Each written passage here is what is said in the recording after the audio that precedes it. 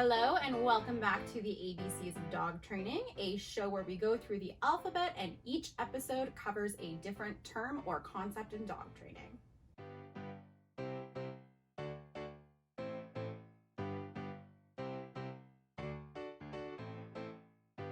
When I call myself a force-free trainer, what I mean is that I don't use any kind of harsh physical corrections to train my dogs. And for that matter, I don't use any kind of fear or intimidation tactics. In order to give a quick overview of force-free training, I am going to talk about some of the reasons why I choose to go that route. And I'll also talk about some of the myths or misunderstandings about force-free training. So I'll start with the myths. One of the main myths is that force-free training just means that you are bribing your dog to do stuff with cookies, and that is not the case.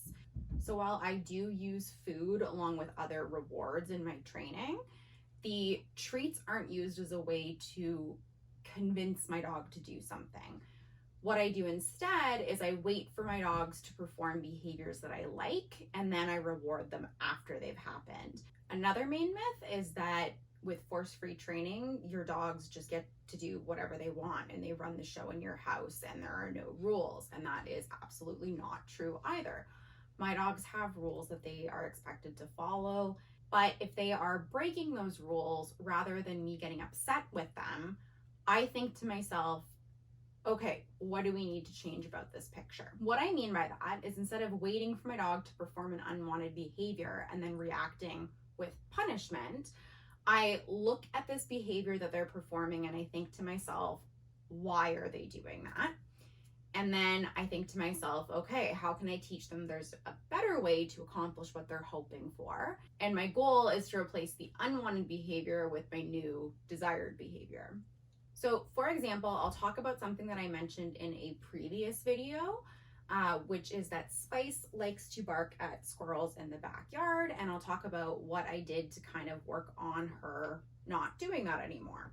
So if I approach that issue with the idea of I want to stop Spice from barking at squirrels, that would make it very easy to fall into the line of punishment. So basically what I would do is every time Spice barks at a squirrel, I would punish her in some way, whether that's with a shock collar, a leash correction, shaking a penny can, throwing something at her. People do all kinds of things when they're saying that they're training their dogs. But what I would do instead is I think, okay, Spice is barking at squirrels in the backyard and I would like her to not do that. So what is something she could do instead? What I taught Spice to do was that when she sees the squirrel, I want her to look away from the squirrel. Now let's talk about why I choose force-free approaches to training as opposed to using fear and intimidation punishment approaches to training. There's a few reasons why.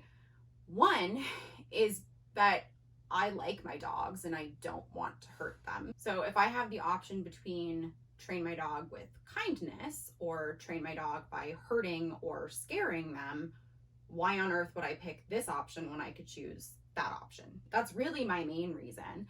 But in case that hasn't convinced you, there are always risks with punishment-based training that you do not see with force-free training.